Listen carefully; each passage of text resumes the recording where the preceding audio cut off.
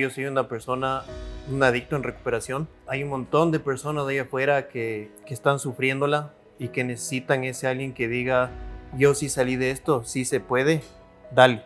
La vez que tomé, ya me gustó, la cuarta ya me emborraché, la quinta un poco más, ya estaba borracho y no paré más. Un fin de semana llegué a la casa, yo siempre entraba, me concentraba, entraba al cuarto y lo único que yo tenía que decir para poderme ir a dormir en paz y que no me molesten era, ya llegué. Por ese día dije, ya llegué, se levantó, vino atrás mío y me dijo, no puedes ni hablar. Yo no sé, ¿qué me hablas? Bueno, mañana me das un examen de orina y de sangre.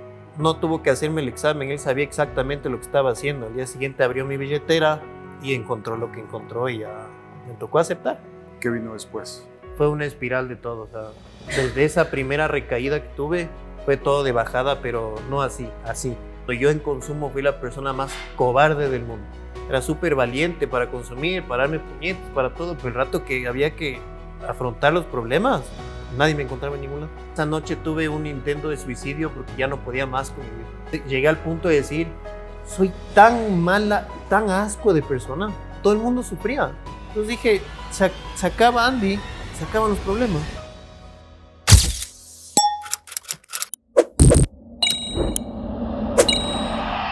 Madness Monday no habla de éxito, habla de ese momento en el que te quiebras y en donde vives un desafío real y de lo que pasa después. Ese proceso de levantarte, de mirarte al espejo y reconocer todo aquello de lo que eres capaz. Bienvenidos. El día de hoy está conmigo Andrés Bolaños. Andrés, muchas gracias. Beto, muchas gracias. A ti mil gracias por estar presente aquí. Y me encantaría arrancar, Andrés, preguntándote, ¿por qué y para qué estás aquí? Bueno, a ver, ¿por qué estoy aquí? Creo que he recorrido, para empezar, yo soy una persona, un adicto en recuperación. Y yo creo que hay un montón de personas de ahí afuera que están sufriéndola y que necesitan ese alguien que diga, yo sí salí de esto, sí se puede, dale, pide ayuda y dale para adelante.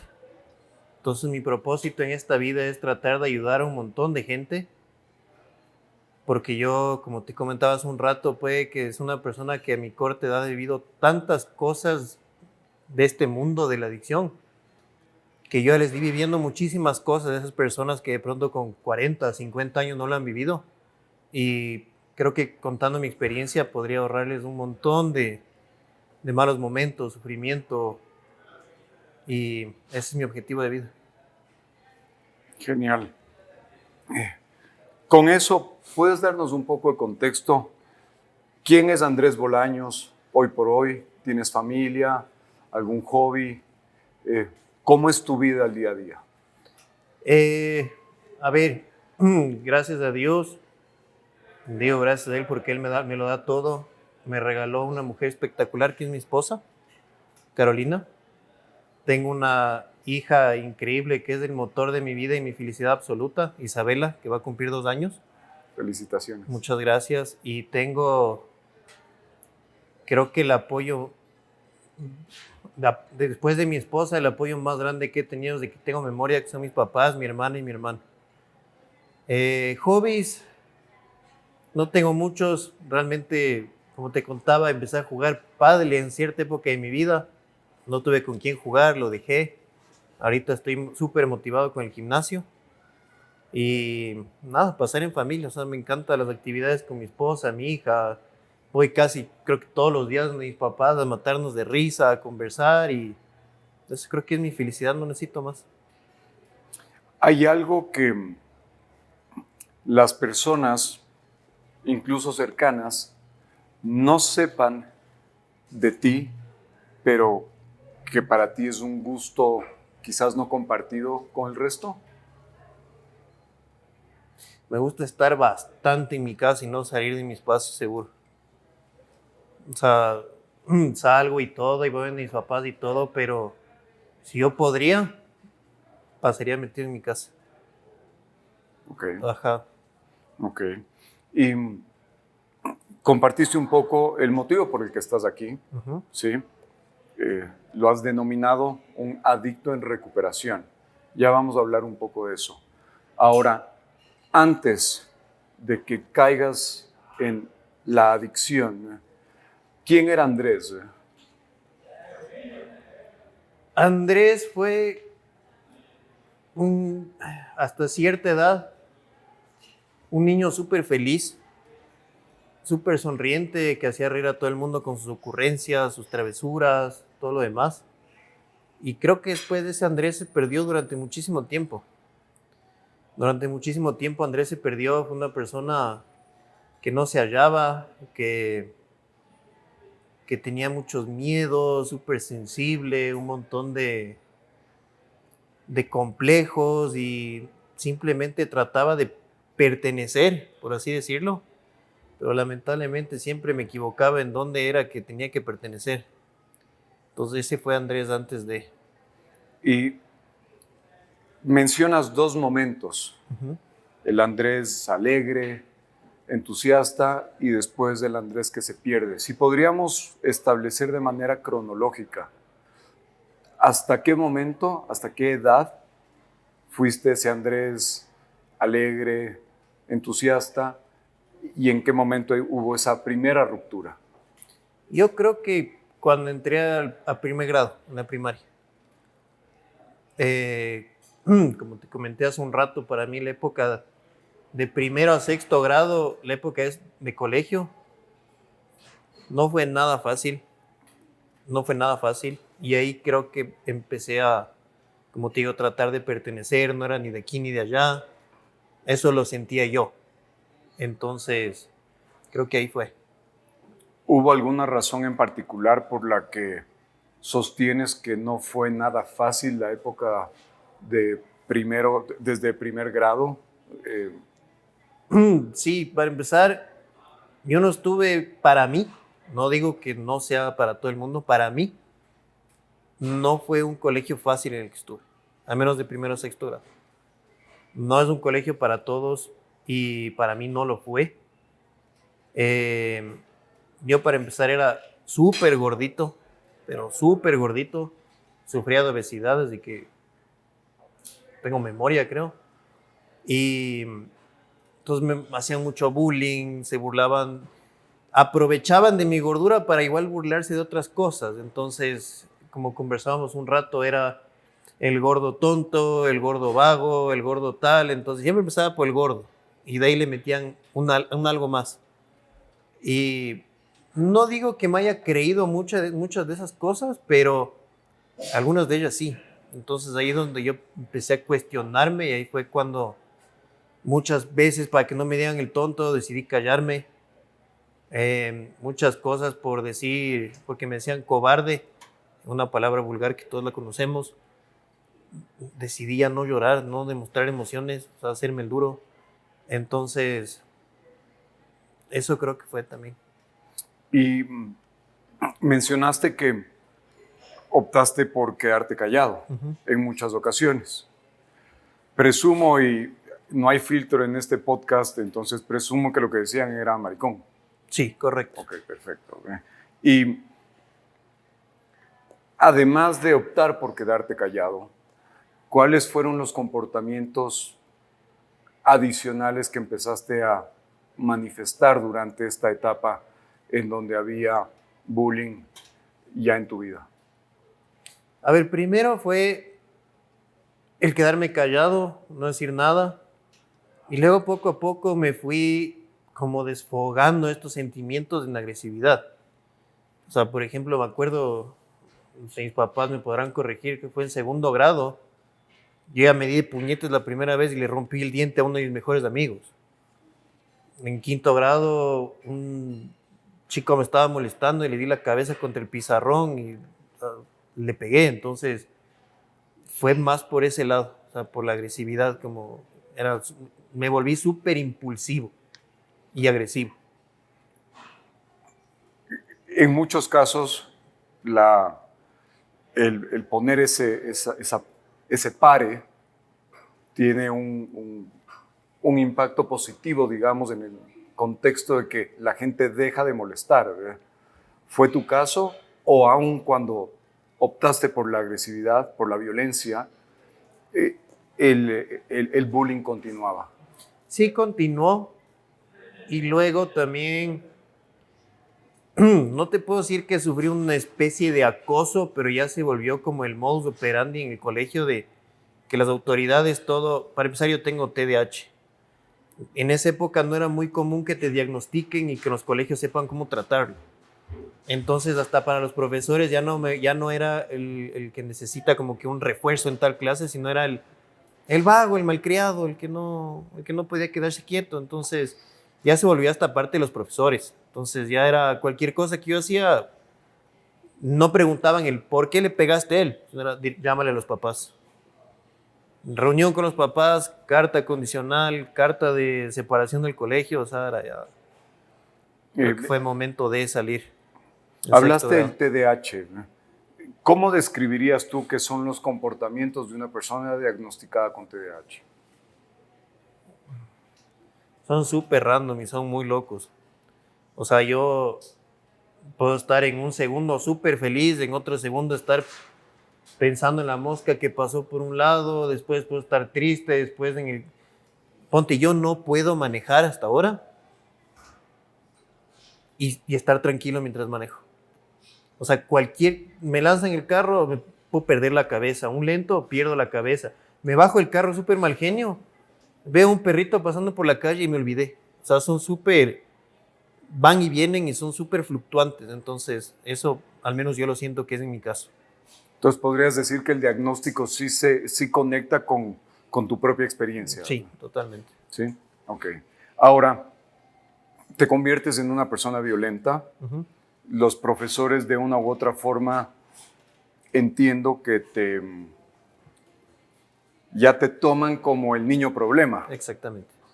Y cualquier evento que ocurre es más fácil señalarle al Andrés, Uh-huh. al gordito. A ver, y no te puedo decir que era un angelito tampoco, ¿no? Ok. Pero sí fue un montón de veces. Es más fácil culparle al que siempre hace el relajo, ya ni preguntaban, entraban, ya tú sal. Bueno. ¿Cómo piensas que esta cruz que te pusieron tus compañeros, los profesores, ¿sí? ¿Cómo tu autopercepción respecto al plano físico piensas que incidía además del comportamiento que vino ya asociado? Sabes que no he reflexionado mucho en eso. Yo creo que esas son cosas que poco a poco yo las he ido identificando, poco a poco he ido trabajando y haciendo memoria. Y realmente no te sabría dar una respuesta. Yo creo que ya no le pienso mucho al tema. Antes lo sentía como, no sé, como con iras, como con dolor y todo. Ahora ya es como, fue en su momento, así decidieron actuar ellos y todo lo que dijeron que yo no iba a lograr en la vida, poco a poco lo estoy logrando. Entonces más bien lo veo como esos comportamientos, esas actitudes de los profesores, compañeros y todo, creo que me han forjado a la persona que soy hoy por hoy. ¿Podría sostener este instante entonces que todo lo que argumentaron lo utilizaste como combustible para prove them wrong? Me tomó tiempo, pero sí. O sea, a mí no hay cosa que me encante más que alguien me diga que no puedo hacer algo. O sea, en algún momento, no digo que ese rato voy, si alguien me dice no puedes tener un PhD, no digo que en 6 meses lo voy a tener, pero me encanta que me digan que no puedo hacer algo y algún rato lo voy a hacer. Ok, y cuando hablamos de este tema de demostrar lo contrario, ¿has establecido de manera interna y profunda cuáles serían los valores para determinar qué quieres demostrar, que eres capaz de hacerlo y qué cosas prefieres ignorarlas porque no están alineadas con tus valores? Sí, generalmente siempre me tomo mi tiempo. En algún punto de mi vida, al menos de los estudios y eso, sí me gustó hacer las cosas por debajo, dame haciendo el deber, de pago aquí, préstame el cuaderno, hacer las cosas, sí, truchamente, como se dice. De acuerdo.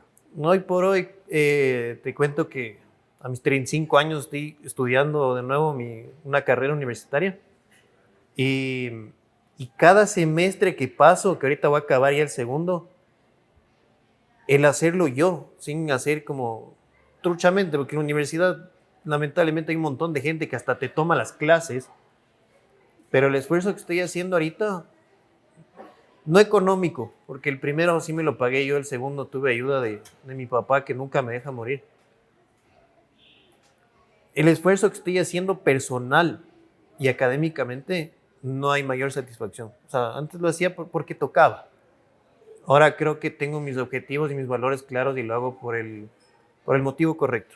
Que si quieres ser una mejor persona y desperdiciaste tus años que tenías que haber estudiado, dale, sí puedes. Hazlo bien. Tómate tu tiempo, pero hazlo bien. ¿Los estudios se ha convertido en una meta personal para ti? Totalmente. El autocuidado también es importante para los hombres. En aquellos días cuando sientes que las cosas no avanzan, Barber House es el lugar ideal para reconstruir. Entiendo que a los 20 años entras en este bucle de adicción. Durante la adolescencia, ¿qué te mantenía enfocado, centrado? Gracias a Dios, mis papás siempre, tengan o no tengan dinero, que no es el caso de mi papá. Mi mamá siempre y mi papá siempre pelearon de que nosotros teníamos que hacer algún deporte. Siempre. Entonces me acuerdo clarito que fue la natación. Después ya no me gustó la natación y mi mamá me dijo, ok, aprendes a nadar los 4 estilos y te saco la natación. Creo que aprendí en 2 días, todos. Ok. De ahí, ok, ya saliste, pero no puedes no hacer deporte. Entonces, qué tenis, qué squash, qué fútbol, qué golf, o sea, hice de todo. Pero eso me mantenía, o sea, en las tardes era chévere llegar del colegio, ir a jugar a tus clases de golf o natación o lo que sea. Eso creo que me mantenía tranquilo. Siempre tuve una gran comunicación con mis papás, o sea, creo que de noche era comer, hacer deberes, pero no era como el típico hombre, tú encárgate los guaguas, yo estoy cansado después de trabajar. Era también ver a mi papá cuando llegaba a la oficina a jugar un rato. Entonces eso me mantenía tranquilo y enfocado, por así decirlo. Viendo en retrospectiva, este valor que entiendo tu madre lo estableció respecto de tener un deporte dentro de tu vida, ¿qué tanto valor le das hoy por hoy? Un 10 de 10. O sea, yo ahora justo hablábamos con mi esposa el otro día y le decíamos que la forma más fácil es mi perspectiva. La forma más fácil de fregarle un guagua es tenerle toda la tarde después del colegio viendo televisión en un tablet sin hacer nada. O sea, yo quiero que mi hija apenas pueda, porque todavía es chiquita, un deporte pues, enseña disciplina y más que nada desfogas un montón de energía que lo estás desfogando sanamente en vez de en otras cosas que pueden venir en la adolescencia y demás. Entonces estoy muy agradecido.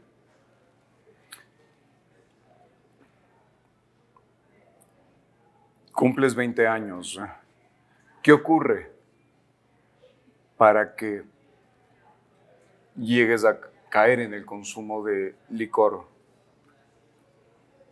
A ver, yo cuando cumplí 18 años, estábamos una noche, ya estábamos entrenando motocross, tuvimos una tragedia familiar que nos mantuvo muchísimo tiempo sin montar motos. Tengo un tío mío que se quedó paralítico en silla de ruedas. Y cuando volvimos a montar, entrenábamos los fines de semana. Mi papá, mi hermano, yo ir a la pista, a compartir, recreativamente, por así decirlo. Sorpresivamente, me empecé a volver, no un crack o muy bueno, pero empecé a ser bueno en las motos. Y me acuerdo clarito que una noche en Año Nuevo le dije a mi papá, papi, este año voy a correr, voy a quedar campeón provincial y necesito que me apoyes. Me dijo, bueno. Entonces ahí empezó mi gusto, entrené bastante, corrí, gané el campeonato provincial. Y como uno es terco, el año siguiente me podía quedarme en el mismo cilindraje, subir una categoría o subir de cilindraje a la misma categoría. Mi papá me dijo, no estás listo, no subas de cilindraje de moto, que él también ha hecho motocross toda la vida, no te veo preparado. terco yo me fui y me compré más cilindraje. Tuve una fractura en mi cabeza del fémur izquierdo que me dejó, si no mal recuerdo, fueron unos 6, 7 meses que no pude volver a montar moto. Y claro, y en esos 6, 7 meses, chuta, voy a volver, qué chévere, tenía una ilusión gigante. Y yo, sorpresa, cuando ya estaba próximo a volver, empezó la quiebra de mi papá. Entonces creo que monté unas 2, 3 veces, tocó vender las motos, entonces esa ilusión se quedó ahí. Y ya no tenía por qué volver temprano un viernes, un sábado a mi casa. Que yo antes era viernes y salía, no te voy a decir que era un niño de casa que no salía nunca. Salía a comer con mis amigos, una reunión o lo que sea, pero 9, 9 y media me iba a la casa, tenía que dormir. Pero como ya no tenía moto, ya no tenía nada que hacer, dije, bueno, ahora sí vamos a estas discotecas, fiestas y demás. Y te puedo decir que la segunda o tercera vez que tomé con ellos, haciendo al lado de mis amigos, o sea, solo diciendo, como la vez que tomé, y ya me gustó, la cuarta ya me emborraché, la quinta un poco más, entonces ahí empezó este tema de empezar a tomar y como la adicción es así, ¿no? O sea, te digo, tercera, cuarta vez ya estaba borracho y no paré más. O sea, para mí no había un viernes, un sábado que llegue a la casa, me pegué mis 2, 3 tragos, tranquilo, medio mareadito. No, era hasta el suelo. Estás en este punto en donde hay una lesión, hay una recuperación. Durante ese periodo de recuperación, antes de la quiebra, igual te mantenías disciplinado, no consumías licor. No, nada, más que nada, no podía manejar mucho. Y mi hermano fue un gran apoyo. Mi hermano también creo que él salía más que yo. Mis papás me pueden hacer acuerdo de eso. Si yo me iba, seguía en esa onda de en vez de salir, nos íbamos a jugar billar al club, jugábamos golf, íbamos a la piscina, planes diferentes. Entonces no salí mucho. De ahí ya podía manejar y mis amigos eran así caen, entonces ya podía salir. Y ahí fue que salí y dije, a ver, ahora sí, veamos qué es esto. Ok, y empieza ya el hábito del consumo de licor. ¿Qué ocurre después? Ay, poco a poco fue de mal en peor. Primero dejé los estudios, mi papá sacaba el aire para pagarme la universidad. Boté los estudios, empecé a trabajar, porque claro, yo ya salía todos los viernes y podía viernes y sábado mejor en esa época. Pero mi papá no tenía para estarme dando $20 viernes, 20 sábado y todos los viernes, había veces que no había nomás. Entonces dije, mejor trabajaremos, me pago yo lo mío. Entonces dejé los estudios, empecé a trabajar. Igual en el trabajo era un hombre irresponsable, tampoco es que daba mi 100%, nunca fui, o sea, en esa época no fui el trabajador. Entonces todo fue de mal en peor. O sea, me acuerdo una frase muy dura que me dijo mi papá una época y era, tú en vez de ir progresando en la vida vas regresando. O sea, estás cada vez peor, cada vez tienes menos, cada vez estás más atrasado. Entonces, claro, en esa época yo decía, ¿qué le pasa a este man? O sea, supuestamente es mi papá, debería darme ánimos. Mi papá puede ser muy sincero y a veces es muy, no te puedo decir que grosero, pues dice las cosas sin filtro. Pero hoy por hoy me doy cuenta que todo lo que me dijo era por mi bien y le agradezco. O sea, en ese momento no lo supe aceptar tal cual como era el mensaje, pero hoy por hoy le agradezco. La decisión de dejar la universidad es un tema voluntario tuyo para generar dinero, para tener recursos para los fines de semana, o fue un tema consensuado de manera familiar? No fue muy consensuado, como te digo, mi papá en esa época no tenía dinero para pagarme la universidad y hacía hasta lo imposible por pagarme la universidad. Pero yo en una época decía, fui súper responsable, porque como mi papá no tenía para pagarme la U, y yo ya no estaba yendo a la universidad porque me iba, en vez de la universidad me iba por ahí con mis amigos, yo fui súper responsable y me salí. ¿Para qué yo no tengo que pagar? Mentira. O sea, salí por el otro motivo. O sea, dije, en vez de estar perdiendo el tiempo con mis amigos, voy trabajo y me pago yo lo mío. No tengo que estarle pidiendo nada a nadie. Mencionaste que en el plano laboral tampoco dabas un 100%. No. ¿Eso quiere decir que te escapabas también a veces para pegarte un trago con los otros colaboradores? No, ¿O más cómo que era la nada, dinámica? como te digo, era un hombre irresponsable, tenía 21 años, creo. Viernes, por ejemplo. Mi primer trabajo fue de mesero. A veces me decían, tienes al cierre, o sea, hasta la 1 de la mañana no puedes salir. Era un viernes, había la farra, me duele la cabeza, necesito permiso para irme a tal sitio. Entonces, claro, así no... ¿Quién te va a aguantar eso, me entiendes? O sea, súper irresponsable en mi parte, pero mis prioridades eran otras. ¿Eso quiere decir que te despidieron o te botaron de algún trabajo por esa falta de compromiso? Me decían que era cambio de horarios y que ya no me necesitaban, pero sí, uno sabe muy adentro de uno que sí era un... Hasta luego, gracias. Okay. ¿En qué momento tú o tu familia identifica y reconoce que ya estabas metido de cabeza en el consumo de licor y no sé si alguna otra sustancia ya? En el alcohol, mi mamá. Mi mamá tuvo un familiar muy cercano que era alcohólico y ella ya identificaba todo. Cómo trabajaban, cómo llegaban, cómo actuaban, todo. Entonces ella fue la primera en como que en darse cuenta de, ok, esto ya no es una actividad de fin de semana, recreacional, con los amigos, toma, tranquilo, no, o sea, esto ya está convirtiendo en un problema. Ya eran llamadas a mis papás, le vi a tu hijo en el carro haciendo tal cosa en Cumbayá, le vi, ayer tu hijo le pegó a mi hijo, tu hijo eso, o sea, ya no era algo normal de una persona que sale un viernes de fiesta, se pega un trago y regresa a la casa. O sea, ya iba mucho más allá. Mi papá lo negó un poco más, le costó un poco más aceptar. Recién tuve no tan recién, pero tuve una conversación de eso y me dijo, o sea, yo sí pensé que era algo de la edad, que se te iba a pasar y que era cuestión de voluntad, que lo puedes encontrar en algún momento, o sea, pensé que era algo normal. Aparte del trago, ya algo más, en cambio, el que se dio cuenta primerito fue mi papá. Me acuerdo, mi papá puede ser una persona que, para que tú sepas que ya te está cachando, puede ser a veces un poco, no te puedo decir cruel, pero es que, o sea, como que te dice como, sé que estás haciendo eso, pero quiero que tú me aceptes, entonces te va lanzando puyacitos por ahí. Okay. Entonces un fin de semana, estás con gripe muy seguido, ¿no? Qué raro. Y eran ese tipo de comentarios. Yo decía, chuta, ya me está cachando. Igual no paraba. Y bueno, me acuerdo clarito, un fin de semana llegué a la casa.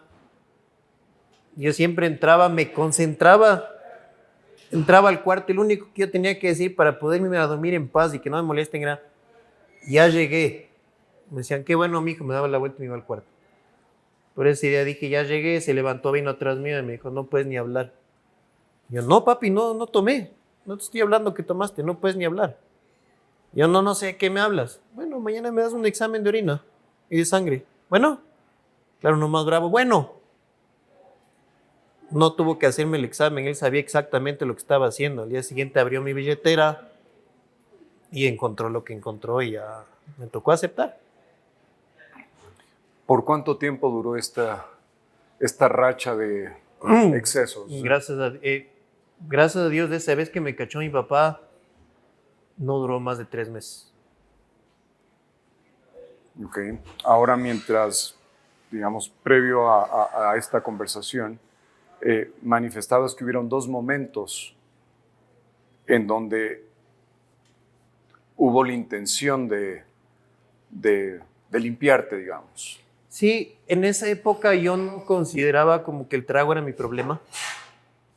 Lo otro sí, entonces lo dejé de raíz. Lo dejé casi, a ver si unos 4 años, un poquito más también. Entonces decía, no, voy a seguir tomando, ya el otro ya, me cacharon ya. Pero ahora me doy cuenta que así es la adicción. O sea, no es como, yo controlo esto, pero esto no. Al menos yo no puedo nada. Entonces, claro, seguí tomando, hasta que una noche, sin darme cuenta, ya me picó y estaba con otro. Y Esa fue la primera. Después, igual, como que mis papás se dieron cuenta y ahí fue la primera vez que me hicieron caer en cuenta que estaba mal. Fui a un grupo de apoyo, fui a terapia y ahí estuve 364 días limpio de todo y me celebré mi año tomando. ¿qué vino después? Fue una espiral de todo. O sea, creo que desde esa primera recaída que tuve fue todo de bajada, pero no así, o sea, en vertical. Todo mal. ¿Durante cuánto tiempo estuviste en esta espiral vertical sin fin? Unos 4 años, más o menos. 3 años, más o menos. Si no fue más. ¿Cómo funcionaba la dinámica en el hogar de tus padres? Entiendo, vivías aún con ellos. Uh-huh. ¿Cómo era la dinámica? ¿Cómo se relacionaban en este momento en donde, entiendo, ya todos sabían, o sea, se sabía Uh-huh. que no estabas bien? Entiendo que tú de una u otra forma también no querías aceptarlo del todo. ¿Cómo funcionaba esa dinámica? ¿A través del silencio de la infancia en donde no había la confrontación? ¿O cuál era el ángulo? No, mis papás siempre me confrontaron.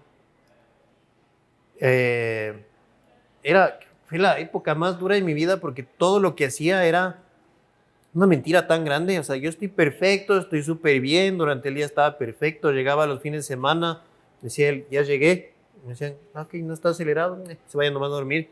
Al día siguiente al levantarme, un chuchaqui. ¿Cómo están? Sí, ayer me fue súper bien. Ajá, era una mentira tan grande. Después desayunaba todo y en la tarde que ya me cogía el chuchaqui ya de sueño y todo. No había relación. O sea, vamos a ver una película. No, no voy. Vamos a jugar cartas. Qué pereza. O sea, estaba en un chuchaqui que lo último que quería era jugar cartas con mis papás. Vamos al cine. No, que a bombe. Vamos a comer. No. Vamos a verle a la abuela. No. O sea, no había relación. Y antes de que ellos regresen a la casa de noche, yo no estaba en la casa, ya había salido, ¿no? Mi mamá optó una época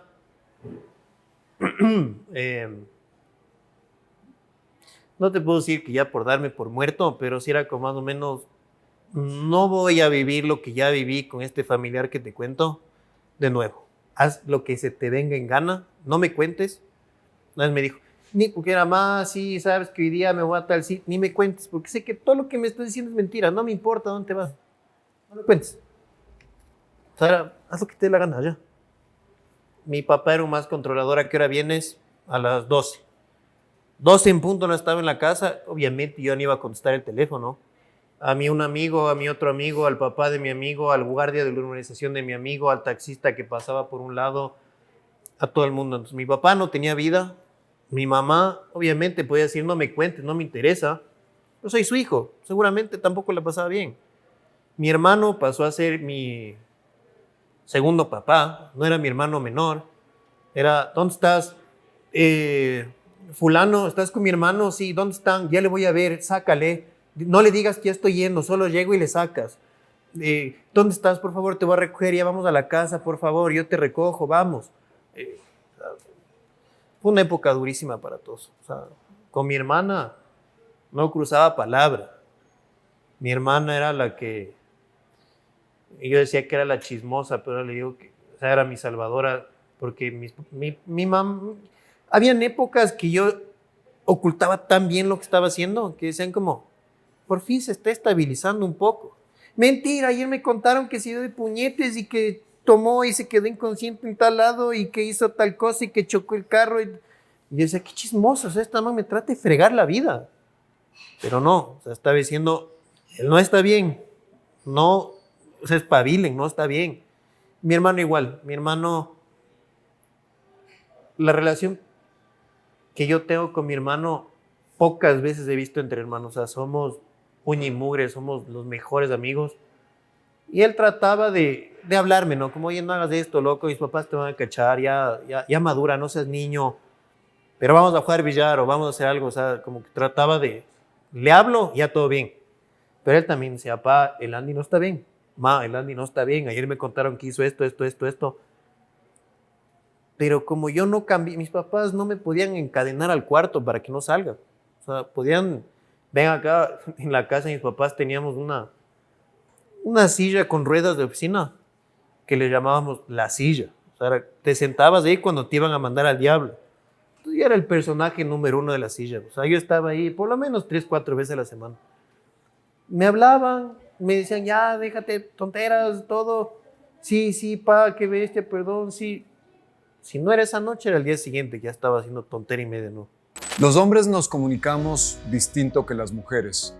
En muchas ocasiones solamente pensamos o buscamos un lugar en donde podemos tener estas conversaciones con nosotros y nos damos ese permiso de observar las cosas con más claridad y profundidad.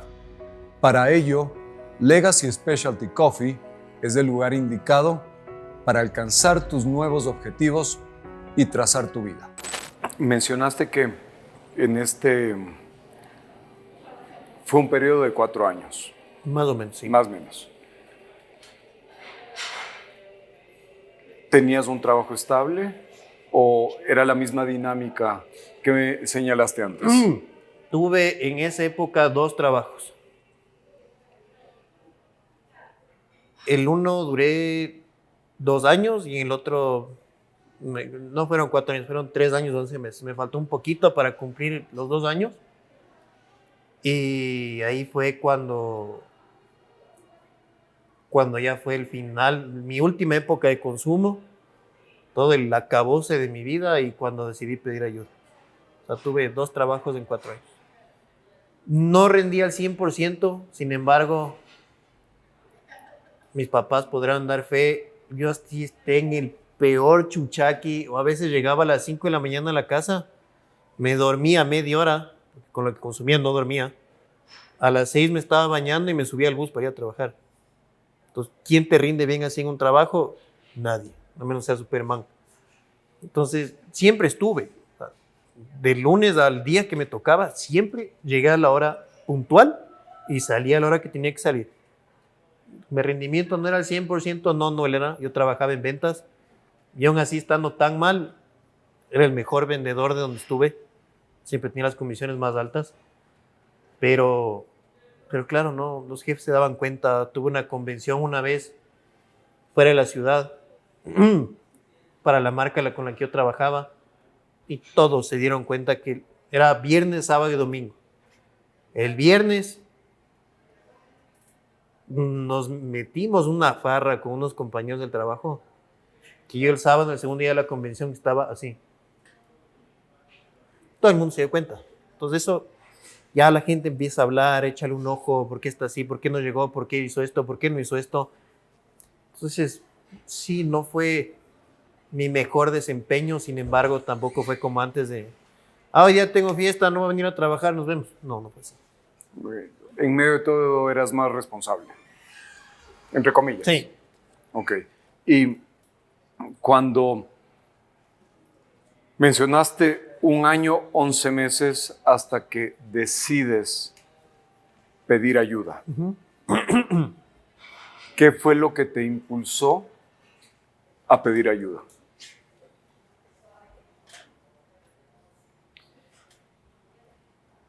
No me acuerdo exactamente qué pasó. Fue un día súper malo, donde yo ya no podía más.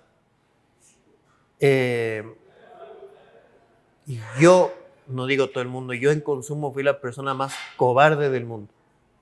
Era súper valiente para consumir, para darme puñetes, para todo, pero el rato que había que afrontar los problemas, nadie me encontraba en ningún lado. Entonces ya no me acuerdo exactamente qué pasó. Y decidí escaparme, me desaparezco. Pasé ese día y el siguiente consumiendo sin parar. Mis papás no tienen idea dónde estaba. estaban buscando por cielo y tierra. Esa última noche fue la peor y la mejor noche de mi vida. Esa noche tuve un intento de suicidio porque ya no podía más con mi vida. O sea, yo llegué al punto de decir, soy tan mala, tan asco de persona. Mis papás buscándome por todo lado. Mi hermano buscándome por todo lado. Mi hermana sufriéndola. Todo el mundo sufría. Entonces dije, se acaba Andy, se acaban los problemas. Llorarán 1 o 2 años mi pérdida, pero se acaba el problema. Entonces traté, gracias a Dios, no me salió bien. Me encontró mi abuela, le llamó a mi papá, me llevó a la casa, yo seguía prácticamente inconsciente, no me acuerdo mucho esos 2 días, la verdad no me acuerdo muy bien. Y dentro de mi inconsciencia me acuerdo haber pedido, o sea, como decir, ya no puedo más, necesito una clínica, solo me dicen, necesito una clínica, necesito internarme.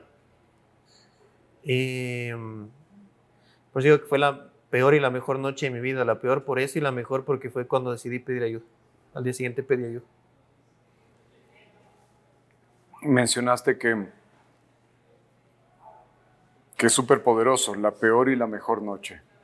¿Podrías decir que ese momento es en donde eliges ya con completa convicción, reconociendo que habías estado lleno de mentiras, bullshit durante 4 años, en donde ya ni tú te creías ni nadie te creía, que ese fue el momento del resurgir para ti? ¿Esa fue la acción que te conllevó a Sí, o sea, levantarte? ese día dije ya, enough is enough, basta, no puedo más. Ok. ¿Y qué viene después? ¿Entras a un centro? Ese día llamaron a un montón de centros y el que nos recomendó el mejor centro, que era, tengo un familiar que también es adicto en recuperación, Ok. y él conoce bastante el tema, y él les dijo a mis papás, yo esa parte ya no me acuerdo, si el Andy quiere entrar a un centro, yo le recomiendo. En este que nos recomendó, teníamos 1 mes de espera. Entonces nos tocó esperar. Y mis papás me dijeron como que toca esperar. Y dije, bueno, de una. Fui a muchísima terapia y un grupo de apoyo durante ese mes. Todos los días, de lunes a lunes. Te interrumpo. O sea, no entrabas aún al centro, No. pero estabas acudiendo Sí, a terapia de apoyo. sí. Ajá. Ok. Durante 1 mes estaba en este grupo, en esta terapia de apoyo con todo mi grupo de amigos y todo. Creo que fue un viernes, si no estoy mal, no me acuerdo, no creo qué día fue. Llego a la casa en la noche y mis papás me dicen que ya me he olvidado porque en este mes sentí mucho alivio, sentí que estaba parándome, por así decirlo, o sea, del suelo en el que estaba. Llego un día a la casa, hola pa, hola ma, nos llamaron de la clínica y hay cupo, entras mañana. Ahí me pegó el baldazo de agua fría y dije, no sé, y ahí mi papá me dijo, tú pediste. O sea, mis papás me dijeron, tú pediste. Si no quieres ir, no vayas. Piénsale, duerme, consulta con la almohada y mañana nos cuentas. Mi hermana, con la que no me podía ni hablar, entró esa noche y me dijo, por Dios, date la oportunidad. Por favor, necesito recuperar a mi hermano. O sea, anda, en verdad, te necesito a ti de vuelta. Date la oportunidad y cambia, o sea, en verdad. A la mañana siguiente me desperté tempranito. Dije, bueno, vamos a comprar las cosas de aseo, hagamos la maleta y vamos. Y entré. Durante este mes estabas en el grupo de apoyo. ¿No hubo algún evento en donde pensaste nuevamente consumir? No, me guardé era casa, grupo de apoyo, máximo salir a comer una hamburguesa después de la terapia a la casa. Okay. Por decisión propia. O sea, no iba más allá. O sea, salir a casa, terapia, capaz una hamburguesa en la noche, casa. Punto. Y si salía a algún lado era con mi papá o con mi hermano. Durante todo este proceso mencionaste que obviamente tenías tus amigos. ¿Dónde estaban ellos en este mes y obviamente en lo posterior? Mis amigos siempre estuvieron, y es chistoso porque mis papás, como no sabían mucho del tema, sabían muy por encimita lo que es la adicción y todo lo demás, pero claro, sí, caso X, no estoy diciendo, si tu hijo sale un viernes a comer con 5 amigos que todos toman y tu hijo llega borracho, ¿a quién le culpas? Al grupo de amigos. Entonces mis papás, no, esos alcohólicos, delincuentes, que son tus amigos, que te hacen tomar y que son una basura, amigos, unos pendejos, escorias por poco y todo. Y lo más sorprendente es que durante el mes que estuve asistiendo al grupo y los 4 meses que estuve en la clínica, los únicos que preguntaron por mí y estuvieron pendientes hasta el día que salí, fueron mis amigos. Y hasta el día de hoy son mis mejores amigos. Que yo les puedo llamar a las 3 de la mañana, se me bajó la llanta del carro, ¿dónde estás? Ya voy. Y ha pasado. O sea, literalmente. A cualquier hora, lo que sea. Y ahora mi papá me dice, ¿qué te puedo decir? Me equivoqué. Yo estando en el centro le llamaban a mi papá, Galito, ¿cómo va el Andy? ¿Cuándo sale? ¿Cómo está? ¿La ha visto? Todos. Y son, bueno, hablo todos, son 3. Pero son como mis hermanos, o sea, realmente tengo los mejores amigos. Siempre estuvieron pendientes. Hasta cuando consumía. Porque al final, ahora ellos sí era de salir, pegarse, de pronto tomar hasta cierta hora, ya estar medio mareado, descansa. Uno no, con uno de los que salía así hasta ahora, pero él ya no. Chao. Pegarse su borrachera en una casa normal hasta las 10 de la noche, dejaban de tomar, tomaban agüita, 12 de la noche, si ya estaban bien, se iban a su casa, si no, puedes venir a ver el auto. Y ya, normales. Yo no, o sea, yo les di 3 vueltas. Y en esa época que les di 3 vueltas, eran, Andy, ya no, loco, por favor, ya vamos. Me cogían a veces de los pelos y me llevaban a la casa. O sea, una vez le contaba a mi papá, estábamos en la casa de un amigo, él tomó, o sea, estaban los dos tomando en la sala de él. Él estaba chispo, happy, por así decirlo. Yo no podía ni pararme. Entonces no podía manejar al condado y yo decía que era por ayudar, era alcahuetear, pero también ayudarme, porque yo era terco. O sea, si yo te decía, dame las llaves del carro, si no me dabas, te pegaba, te quitaba, igual me iba. Entonces, oye, eran como las 3 de la mañana. Oye, ya, mi papá ya me llamaba, ¿qué ve la casa? Ya ven. Tenía toda la razón. Oye, vamos, le voy a despertar a mi mami para que me vaya siguiendo al condado. Yo manejo tu carro para que no te hablen. Vivía por el Nacional aquí en Tumbaco. Despertó a la mamá y me fueron a dejar a la casa. Me dejó parqueado el carro, todo. Yo subí. Qué increíble. Mis papás no se dieron cuenta que llegué borracho. Mi papá me había estado viendo por las ventanas de que subía mi amigo manejando el carro, parqueando, y yo subía cogiéndome los árboles del patio de abajo. O sea, pero esa calidad de amigos fue los que yo tuve.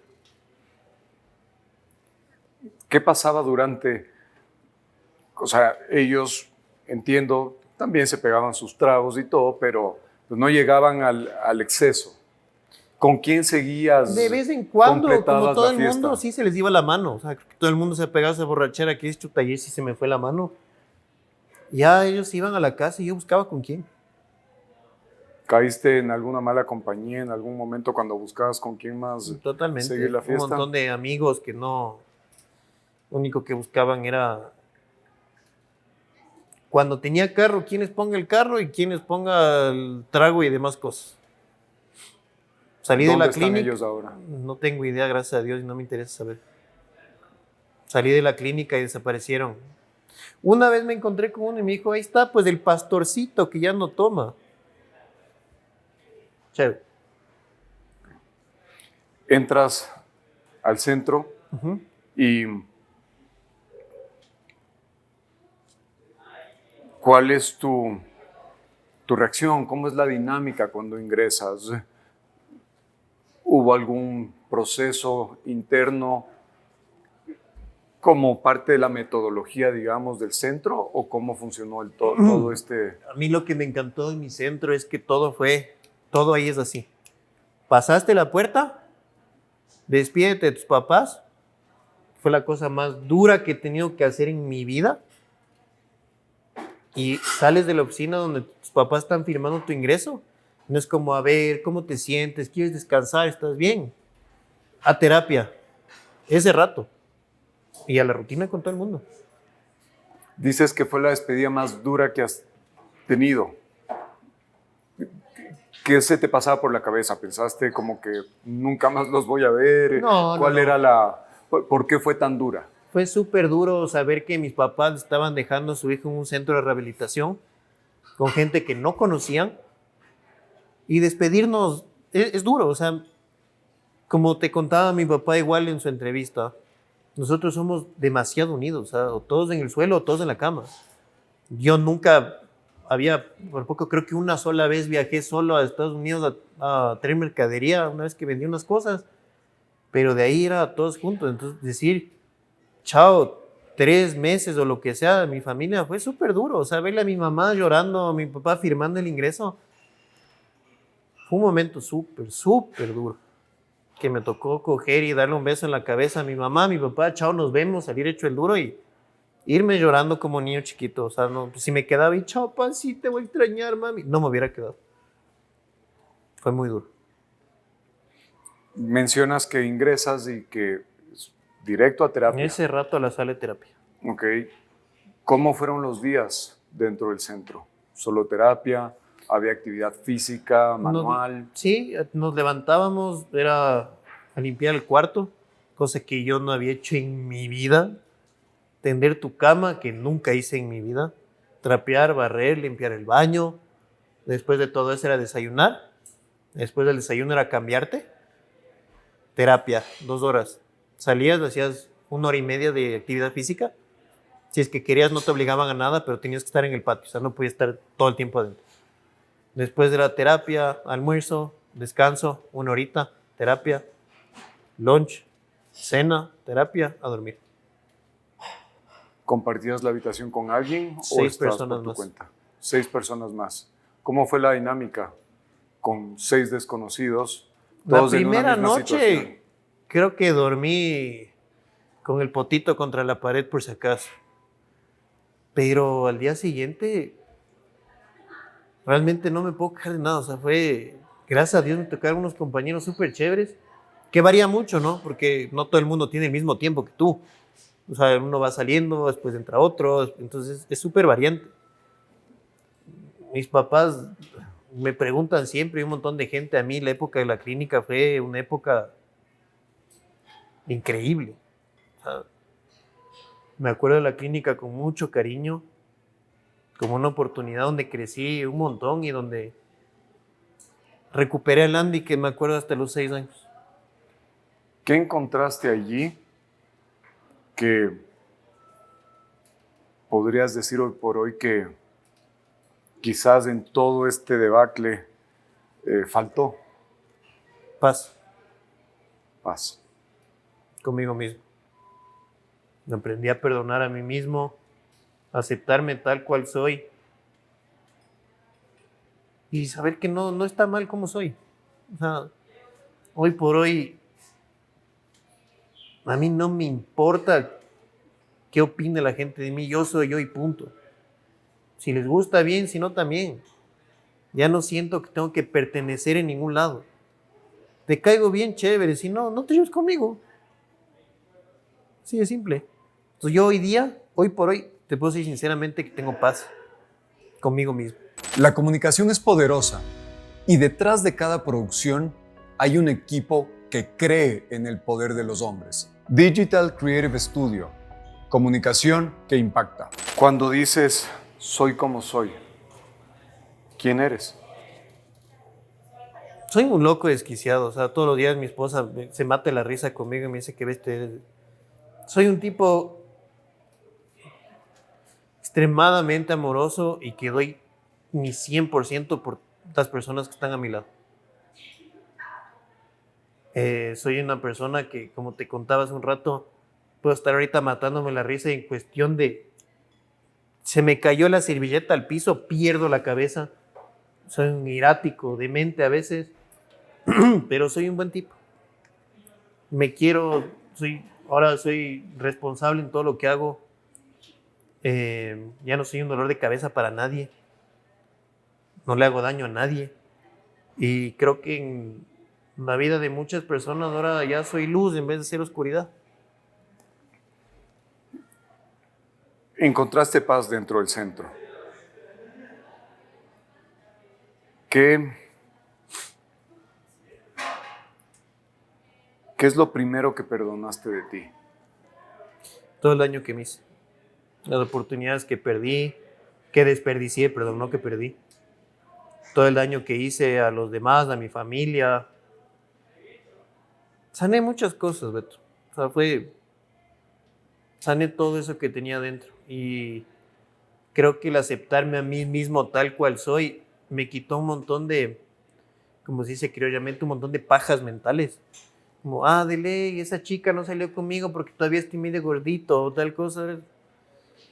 Ahora me saco la camiseta con mis gordos, todo, y soy un tipo feliz. O sea, ahora ya no me importa nada. Entonces eso creo que puedo llamar paz. ¿Cómo fue la vida después del centro? ¿Qué vino?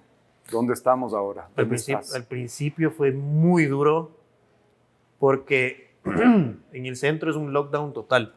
No puedes salir ni a la esquina, o sea, estás adentro y el primer mes no le ves para nada a tu familia. Cero contacto. Y al mes, después de cero contacto, te hacen la confronta, que es una especie de intervention.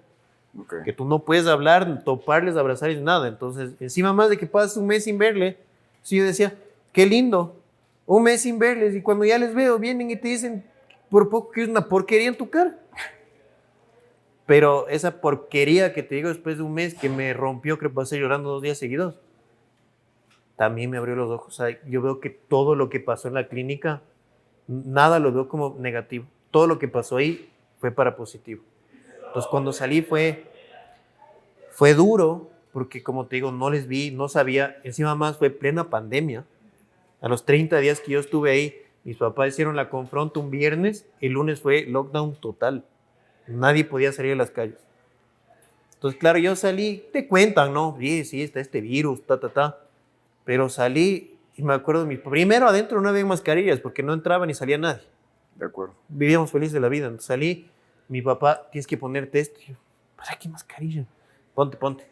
Salimos, todo Quito era cerrado, clausurado, cerrado, en venta. No habían autos en las calles. Yo, ¿qué pasó? O sea, yo además dije, me porté bien 4 meses, salirme a invitar una hamburguesa, una pizza. O sea, el niño estrella de la casa ya llegó.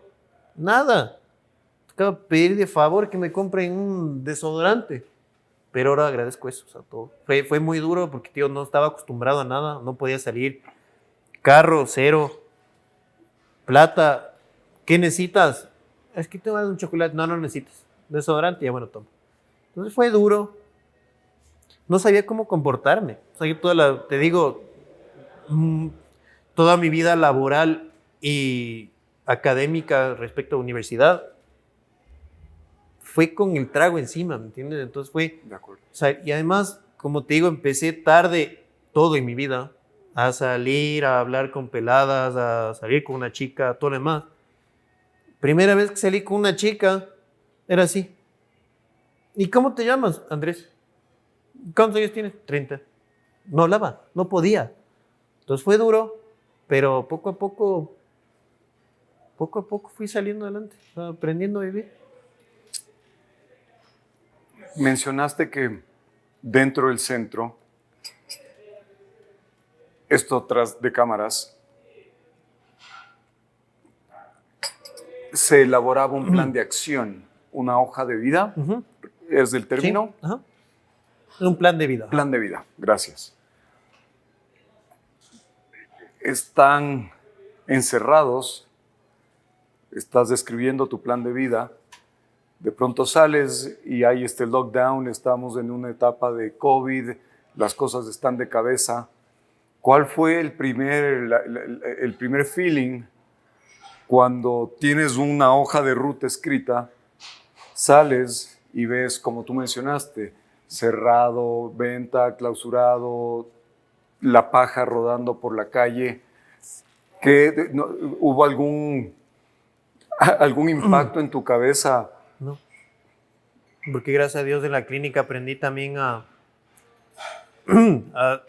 aceptar la voluntad de Dios y el tiempo de Dios. Por eso me fue tan mal en mi vida, porque yo siempre quise hacer lo que yo quería el rato que a mí me daba la gana. O sea, si yo quería ahorita una hamburguesa, una computadora, un celular o lo que sea, ese rato tenía que tener porque ese rato quería. Y hacía malas cosas. Préstame la tarjeta sin tener trabajo. Fíame esto sin tener trabajo. Llévame a tal sitio, yo te pago la gasolina sin tener para... O sea, siempre hacía malas cosas. O sea, no en su momento. Entonces, nunca me fue bien. Entonces, en la clínica aprendí... Esta hoja de vida era chistoso porque te decían, pon qué quieres hacer. Generalmente, cuando ese trabajo fuera con un psicólogo, es cómo te ves en un año. ¿Qué quieres hacer en 2 años? Cualquiera, pon y algún rato haces. Cuando puedas. Tus objetivos ya están trazados. Tú sabrás si es que te da la gana, cuándo y cómo lo haces. Entonces salí, esa parte no se me hizo difícil, tanto sí que salí de la clínica hace 7 años y recién estoy estudiando, que fue uno de mis objetivos. Ser papá, le gané a estudiar, ser papá que antes de estudiar. Entonces, sí. No. Volviendo al plan de vida, de todo lo que escribiste en su momento, ¿ha habido un compromiso inquebrantable para ir cumpliendo? Está claro, sin deadlines, sin tiempos límites, pero ¿aún sientes ese compromiso que hiciste cuando lo escribiste? Sí. Y de todos los puntos que escribiste, ¿has avanzado más de la mitad? Me graduó de la Universidad de Acao. Felicitaciones. Gracias, Beto. De ahí toca empezar una nueva hoja de vida. Pero los que me propuse ahí, me graduó de la Universidad de Acao. El tema de estudiar,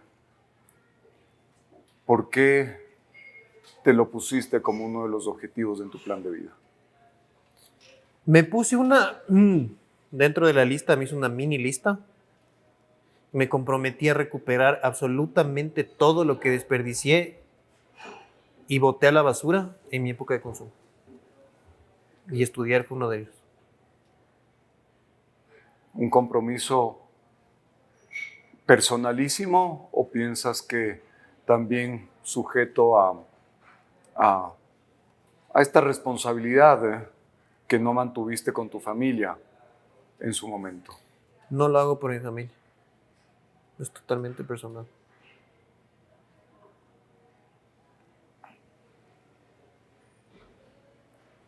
¿Cuáles son los valores que hoy por hoy rigen tu vida?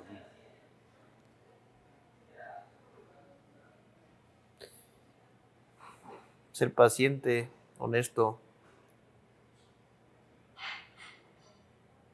La hermandad, de pronto ser amoroso, todo eso. Wow. Y tener muchísima fe. Y la paciencia también. Eso no es un valor, es una virtud, pero también virtud. Mencionaste que tu familia de origen, siempre estuvo allí para ti. Siempre. ¿Hubo alguien más en quien te apoyaste durante todo este proceso? Y mi esposa. Y mi esposa. Obviamente en mis terapistas y eso, pero creo que es externo. O sea, el núcleo, mis papás, mi hermano, mi hermana y mi esposa. ¿Cuál dirías que es el mayor aprendizaje que pudiste obtener después de vivir todo este proceso? Primero que todo es que de todo se sale. Y la única manera de salir de una situación engorrosa en la vida es aceptar que no está en tus manos. O sea, cuando yo estuve en consumo, creo que me creía Dios Todopoderoso, o sea, todo estaba en mis manos. Tengo trabajo, tengo plata, tengo peladas, tengo esto, tengo esto otro, pero el rato que te das cuenta no tienes control de absolutamente nada. Entonces, el rato que uno acepta que tienes un problema, cuando yo acepté que tuve un problema, fue el rato que puedes hacer algo al respecto para salir adelante. Entonces, eso es lo más importante. Nunca tener miedo de aceptar que tienes un... Yo la adicción la considero, y un montón de gente lo hace igual. Para mí la adicción es una enfermedad. Y tengo que aceptar que la tengo. No es vergonzosa, un montón de gente. Es como, uy, adicto, cuidado, no te llevarás con él. No me importa lo que opine la gente, pero para mí es eso. O sea, lo acepto con... Hay alguna gente, ¿en verdad eres adicto? Sí. O sea, tú no tomas, ¿no? ¿Y por qué? Porque esto, por esto, por esto y por esto. O sea, yo acepto tal cual soy y acepto que la tengo. Y la única forma de salir adelante y pedir ayuda. Porque un montón de veces he visto y he escuchado que el que va a terapia o el que pide ayuda y ya no puedo más, es como hablamos un rato la palabra, qué maricón, no podrás solo. Vos puedes solo, ¿qué va a estar pidiendo ayuda? No tiene nada de malo ni de maricón pedir ayuda. El que pide ayuda más bien es un valiente. Para eso sí hay que tener huevos, perdón la palabra, con las mujeres presentes. Pedir ayuda es muy difícil. Y si la pides, cosas buenas vienen. Acabas de hacer énfasis en tener huevos. ¿Y qué opinas respecto a la narrativa permanente de que las personas que piden ayuda son débiles? Y esto se vincula mucho con el tema de los hombres. Yo creo que la persona que le dice débil, un hombre que dice débil, otro hombre o maricón, como hablamos un rato, por pedir ayuda, es el más maricón de todos. Y es el que más sufre y el que más miedo tiene de pedir ayuda. Pero se hace como que todo está bien. ¿Podrías decir entonces que es quizás el que le está pasando más mal? Exacto. Desde mi perspectiva, sí. O sea, si tú dices, chuta, voy a ir al psicólogo, voy a pedir ayuda a mis papás, ya no puedo más. ¿Qué maricón? El que te dijo maricón es el que está sufriendo la peor que tú y tiene pánico de ir a pedir ayuda.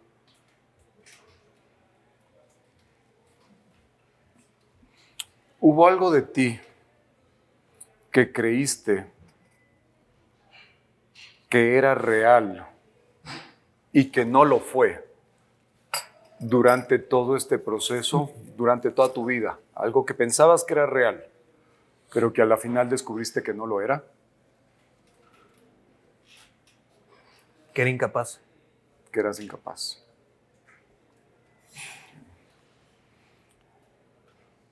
¿Hubo alguna verdad que descubriste de ti durante este proceso?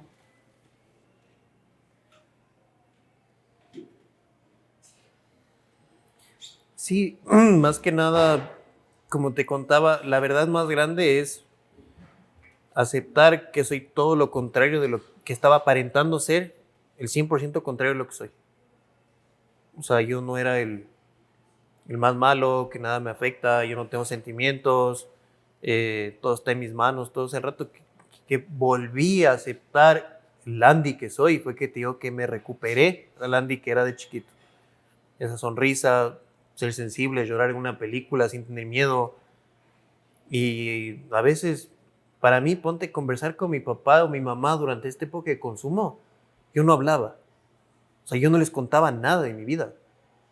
Y ahora les pregunto, a mis 35 años les pido consejos, les pregunto, converso, y no me da miedo ni tapujos de hablar con ellos. Entonces, eso. ¿Cómo cambió tu forma de ver la vida después de esto? Ahora le disfruto a la vida al 100%. Hay días en los que me quejo de absolutamente todo, y hay días que me levanto y le decía a mi esposa el otro día, hay un montón de gente que quisiera tener todos los problemas que tenemos tú y yo. Nosotros decimos, chuta, qué bestia, sí, no tenemos plata y hay que cambiar llantas o frenos del carro, qué tontera. Hay un montón de gente que anda a pie y rogaría a Dios tener el carro que tú tienes. Es que nuestra casa, chuta, sí, que se dañó el calefón y todo. Hay gente que vive bajo un puente. Entonces, ahora cuando me quejo mucho es como, ya párale, tienes todo, no molestes. Siempre es bueno tener visión adelante y querer progresar en la vida, pero acepta lo que tienes ahorita, no llores y sigue tu vida adelante. Todo lo que viviste le dio un significado distinto a la palabra éxito para ti. Totalmente. ¿Cómo describirías hoy por hoy lo que significa ser exitoso? Para mí ser exitoso, Andrés Bolaño es exitoso porque es un excelente papá, es un excelente esposo. Hoy por hoy soy un hijo espectacular, un hermano a lo bestia, con la que la gente ya puede contar y no tiene que estar detrás de cuidando. Me puedo levantar un sábado o un domingo, 6 de la mañana, flaman, puedo levantarme, hacer lo que tenga que hacer y ya no desperdicio mi vida y mi tiempo en pendejadas. Eso para mí es el éxito. Vamos a hacer respuestas rápidas. ¿Ok? ¿Qué verdad tuviste que descubrir solo que ningún hombre antes te había dicho?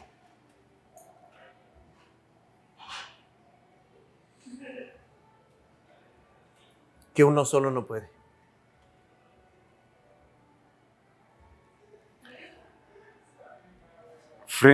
¿Cuál fue el primer hombre frente al cual pudiste quebrarte?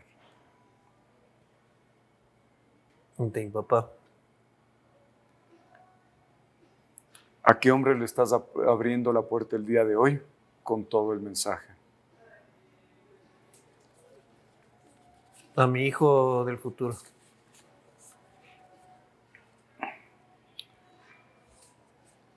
Y para cerrar, ¿sí? ¿Qué le dirías al hombre que está exactamente donde tú estuviste y nos está escuchando el día de hoy?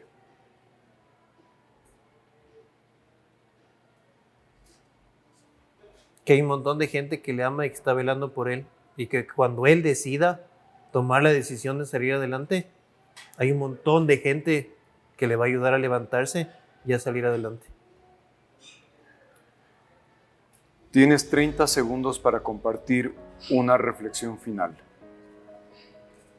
Mi reflexión final es que de todo sale en esta vida, que uno tiene que tener la palabra clave que es deseo. Si uno no quiere, no va a salir adelante. Y les animo a todas esas personas que están donde yo estuve a pedir ayuda, que sepan que no es ser maricones, que sean valientes. Y es de valientes pedir ayuda. Y créanme que un montón de gente que ustedes pensaban que no les iba a dar la mano, les van a sorprender y les van a ayudar a salir adelante. Y son unas excelentes personas. Pidan ayuda.